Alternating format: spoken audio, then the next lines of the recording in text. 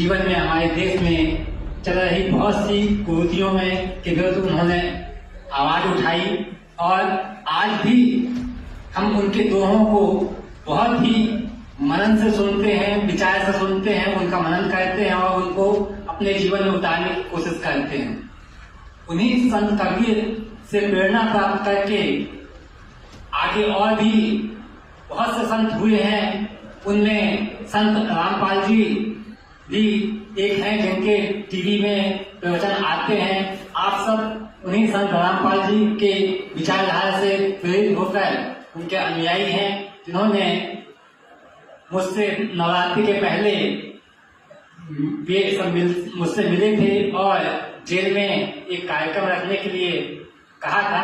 मैंने कहा था कि नवरात्रि खत्म हो जाए उसके बाद अपना रख लेते हैं। तो आज उसी तत्वाधान में ये कार्यक्रम रखा गया था, जिसमें आप संत रामपाल जी के विचारधारा और उनकी बताई हुई बातों को सुन रहे थे। निश्चित ही हर बात में कुछ न कुछ अच्छाई होती है। ठीक है, कुछ बातें ऐसी होती हैं कि हाँ, जो हमें समझ में नहीं आती हैं, लेकिन मनन करने पर कुछ न कुछ अच्छाइयाँ हमेशा दिखाई देती हैं। तो हम उन्हीं अच्छाइयों को ग्रहण करें, बाकी तो सब ठीक है। आप सब यहाँ उपस्थित हुए, मैं आप लोगों का धन्यवाद करता हूँ कि आप आए और हम बंदी भाइयों के लिए जेल में कार्यक्रम रखा। धन्यवाद। तो पुण्यात्मा परमात्मा कहते हैं, और ज्ञान सब ज्ञान डी कबीर ज्ञान सो ज्ञान, और जैसे गोला तोब का अब करता चला मैदान। तोब के गोले का आगे किले नहीं डटा करे हैं, एक का बढ़ा दिया करे, 2-3 लगे बात तो निशान नहीं पावे। तो ये परमात्मा का तोब का गोला है। और ये सोच ले, एक किस्म का भी परमाणु बन गया। असली परमाणु दास ने बनाया है, अज्ञान के नाश करने का और सत्य को ऊपर उभारने का।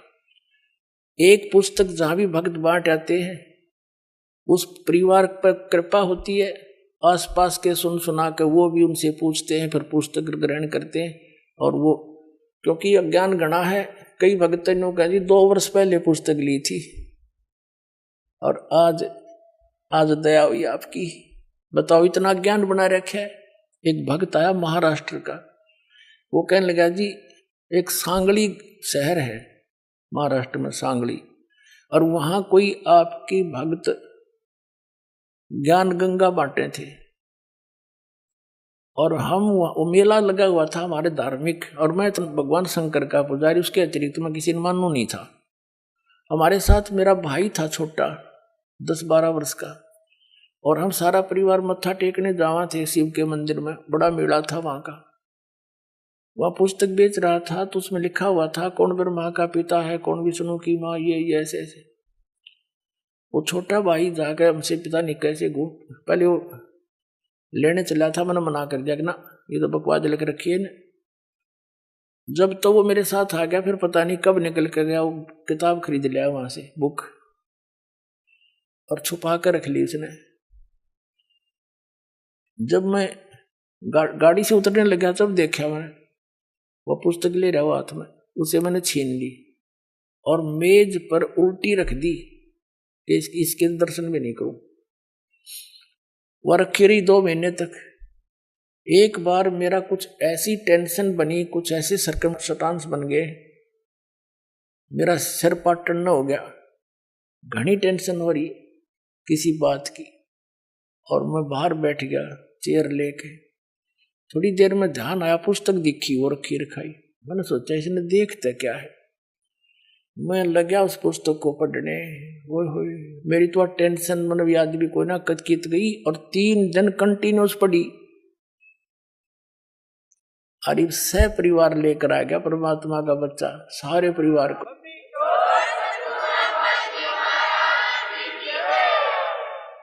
तो ये एक किस्म का परमाणु बन गया ये पुस्तक परमात्मा के ज्ञान की। अब वो उससे फिर रिश्तेदार में जाती है, वहां से ले गया सैकड़ों पुस्तक, सबको दूंगा एक एक, और प्यार से पढ़ाऊंगा, अपने कसम खाऊंगा, बताऊंगा सच्चाई क्या है। मेरे जैसे भ्रमित है सारे। तो पुण्यात्माओं, आप सबका दायित्व बनता है यो कि आपने भूला न राह बतावे। और पहले जब बताना, जब आपका विश्वास हो जाए कि दास सच्ची कह रहा है, ना भूल के भी इसका जिक्र ना करना जब तक आपका विश्वास ना हो। और विश्वास तो दास करा के छोड़ देगा। कोई बड़का का लेख है, भगवान के बताया हुआ ज्ञान इसमें इतनी भी मेन मेख नहीं पा सकती, और ये स्वीकार करना पड़ेगा, एक दिन आएगा। तारा मंडल बैठ कर ये चांद बड़ाई खावे, उदय भया जब सूरज का स्यों तारों छुप जावे। अभी तक हम जिस भी देवी देव ने पूजे थे, हमने वो गणाय महिमावान लगे था, और परमात्मा के इस ज्ञान की रोशनी में अब ये सभी ज्ञान ऐसे छुप जाएंगे, ऐसे निष्क्रिय हो जाएंगे, निरस्त हो जाएंगे, जैसे रात्रि के समय तारामंडल के अंदर आकाश में चंद्रमा सुशोभित होता है और सबसे ज्यादा प्रकाश युक्त नजर आता है। जब सूर्य उदय हो जाता है, वो रहता विद्यमान है पर उसका अस्तित्व नहीं रहता, हमारे लिए उसकी आवश्यकता नहीं रहती उस समय। तो अब ये सूर्य का उदय हो रहा है। अभी तो ये समझ लो वो देसी भाषा में झोड़ बोड़ा सा ही है, यानी थोड़ा सा वो सूर्य उदय होने से थोड़ा सा पहले रोशनी होती है। अभी तो इतना ही होया है यो। अरे देखना जो शिखर में होगा सूर्य, पूरे विश्व में ज्ञान हो जाएगा, ये पूरे विश्व में।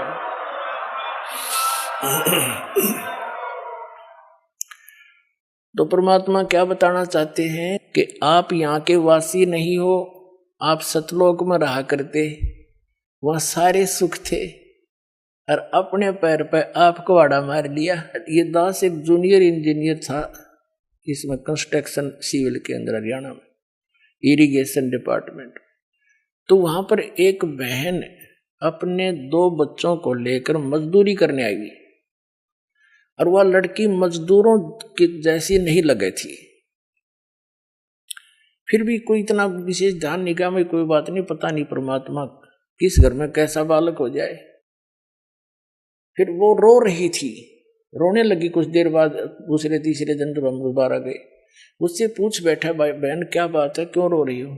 वहीं पर और कई मजदूर बैठे थे, बेलदार वगैरह, उनकी पत्नियां थी। वह बहुत बुरी तरह रो ही रही थी। उसने थोड़ी सी देर बाद से फिर बताई साची कि मैं ऐसे ऐसे एक बहुत बड़े घर की बेटी थी, सेठ है मेरा पिताजी, बहुत बड़ा पैसे वाला, और मुझे सारी सुविधा थी, और जो मेरा पति है ये हमारे यहाँ नौकर रहा करता,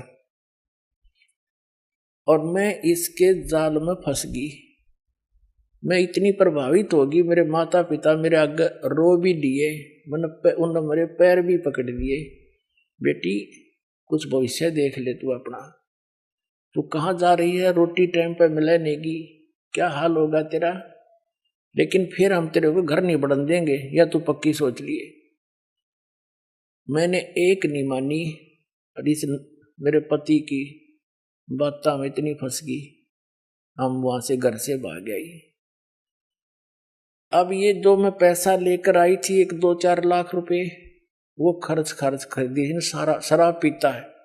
अब मैं मजदूरी करती हूँ और वो मेरे पैसों से शराब पीता है, और बोल लूँ तो मैंने रोज कूटे। अब कोई मेरा वाली वारस रहा नहीं कि तो मैं दुख रोज दूं जाके, मैंने अपने पैर पे आपको आड़ा मार रखे। तो पुण्यात्माओं, आज आपकी वो दशा है, आप उस समर्थ ने छोड़ के इस कंगाल के साथ आ गए, और यहाँ हर एक चीज का टोटा, समय पर टूक नहीं, वर्षा हो जा, 2 दाने हो जा, ना भूखे मर जा, अकाल गिर जा। उस समर्थ को, उस स्थान को छोड़कर आप यहाँ भिखारी बन गए, और वहां सदा व्रत था, यहाँ टाइम पर टूक नहीं मिल रहा। 90% व्यक्ति दुखी है, यहाँ 90% हैंड टू माउथ है, और कम से कम विश्व के 20-30 बल्कि 40% आदमी मांस खा के गुजारा कर रहे, मछली कोई खाने नहीं, ये खाने की चीज है, नरे पाप कमाने। तो कहने का भाव ये है पुण्यात्माओं, हम गलत स्थान पाएंगे या वह वस्तु है ही नहीं जो हमने जिसकी हमें आवश्यकता है, अति आवश्यकता है। किस किस चीज की आवश्यकता है? तो मृत्यु नहीं होनी चाहिए। अगर हमारी मृत्यु ना हो, हम फिर भी से ढीठ हो रहे हैं, कत कोई दिक्कत नहीं, तो हाथ भी कट जाए, पाँव भी कट जाए, मृत्यु ना होनी चाहिए। अरिया भी कंपलसरी। दूसरा, बुढ़ापा नहीं होना चाहिए। कोई वृद्ध होना पसंद नहीं करता, सारे होंगे। फिर आप देख रहे हो जहाँ सारी सुविधा चाहिए, बड़ी कोठी, सबकी इच्छा है बड़ी कोठी हो, कार हो, पार्क हो, डली हो, सरोवर हो स्नान करने। तो ये सुविधाएं आप यहाँ खोज रहे हो जहाँ 7 जन्म भी 100 असंख्य जन्म नहीं पा सकते आपको। ये सतलोक में है, आपकी ज्यों की त्यों रखी है, वहाँ आपका सारा सामान सुरक्षित है। लेकिन आपकी बुद्धि कद सेट होएगी जिस दिन आपकी बुद्धि यहां से इस ज्ञान से हटेगी। ये ना सोचना दास कोई एक लोक वेद दंत कथा सुना रहा है या किसी डोम बाट की गाई हुई कथा सुना रहा है। ये तो वो वचन सुना रहा है जो परमात्मा ने स्वयं अपने घर का भेद दिया करके, और जिन महापुरुषों को साथ ले गए फिर वापस छोड़ा। उन्होंने इसलिए छोड़ा था कि ये मेरे गवाह बन जाए, फिर बाद में मेरे बच्चों को गवाही दे जाए कि सचमुच कबीर इज गॉड, कबीर परमात्मा है और सतलोक में ये सारे सुख हैं।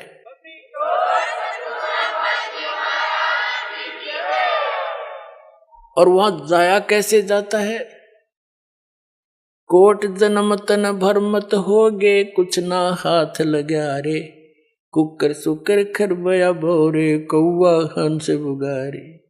कोटि जन्म तू राजा की, ना मिटी न मन की आशा, भिक्षुक होके दर दर घूम लिया, ये मिला न निर्गुण रासा। इंद्र कुबेर ईश की पदवी, ब्रह्मा वन धर्मराया, विष्णुनाथ के लोक को जाके तो फिर भी वापस आया। असंग जन्म तन मर्त्या होगे, जीवित क्यों न मरे रे, 12 मध्य महल मठ बोरे, बहुर न देह धरे रे। दोजक बहिष्ठ सभी तय देखे, राजपाट के रसिया, 3 लोक से तरपत नाही, ये मन भोगी खसिया। सतगुरु मिले तो इच्छा मिटे, पद मिल पदे समाना, चल हंसा उस लोक पठाऊं, जो आदि अमर अस्थाना। 4 मुक्ति जहाँ चंपी करती, माया होरी दासी, दास गरीब अभय पद पर से, वो मिले राम अविनाशी। इस एक शब्द में आदरणीय गरीबदास साहिब जी गांव छुरानी जिला झज्जर वाले ने स्पष्ट कर दिया। उनको परमात्मा आए थे, जैसे आदरणीय नानक साहिब जी को सतपुरुष बेई नदी से अदृश्य करके नदी में डूबने का बहाना बनाकर और सचखंड लेकर गए थे, वापिस छोड़ा था। ऐसे आदरणीय धर्मदास साहिब जी को परमात्मा सचखंड ले गए थे सतलोक और वापिस छोड़ा था। ऐसे ही उनमें से एक महापुरुष आदरणीय गरीबदास साहिब जी गांव छुडानी जिला झज्जर वाले हैं। इनको इस पंथ से दास संबंधित है, तो इनको वहां सतलोक लेकर गए थे। फिर वहां की सब सुख सुविधाएं को देख करके यहाँ आकर बताया है। तो पुण्यात्मा फिर भी यकीन ना होगा तो धिक्कार है फिर आपके इस मानुष जीवन को। इतनी बुद्धि दी परमात्मा ने, 100 प्रमाण दे दूंगा और फिर जचेगा क्यों नहीं। अब जैसे अपना माता पिता बेटी का रिश्ता करके आते हैं और आके घर पे बताते हैं कि ऐसा लड़का है, ऐसी उसका कारोबार है, ऐसा मकान है, तो बेटी को कभी उसके माता पिता पर अविश्वास होता है? तो जिस दिन आप इस दास को अपना मान लोगे, आपका हितैषी मान लोगे, आप दास को एक एक शब्द सच्चा नजर आओगा और सच्चा ही होगा, क्योंकि मेरा कोई उद्देश्य नहीं आपको मिसगाइड करने का। आपको भ्रमित समाज को सतलोक पहुंचाना चाहता हूं। तो आदरणीय गरीबदास साहिब जी क्या बता रहे हैं कि कोट जन्म तन भरमत हो गए, कुछ नहीं हाथ लगा रे, कुकर सुकर खरवा बोरे, कौआ हंस बगारे, कुत्ता गधा सुअर बना, और कोटि जन्म तू राजा की न्या। अब राजा है, हम राजा बनना चाहते हैं कि करोड़ बार बन लिया तू राजा, एक बार नहीं, एक एक प्राणी करोड़ बार राजा बन लिए। और फिर भिखारी गधे बन गए, फिर मनुष्य जीवन कभी आया तो फिर भिखारी। फिर कहते हैं इंद्र कुबेर ईश की पदवी तुम ब्रह्मा वरुण धर्मराया, ये पदवी भी तुमने प्राप्त की है, और विष्णु लोक के पुर को जाकर तो फिर वापस आया, वहां जाकर भी स्थायी ठिकाना नहीं तेरा। फिर बताते हैं कि असंख्य असंख्य जन्म तन मरत्या हो गए, जीवित क्यों ना मरे रे।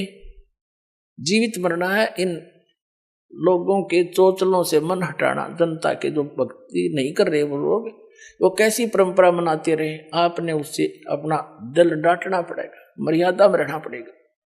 दूसरा जीवित ये मरना है कि जैसे न्यू सोच ले, परमात्मा पाने के लिए, समय निकालने के लिए, यहां आने के लिए आपने इतना अपना मन समझाना पड़ेगा।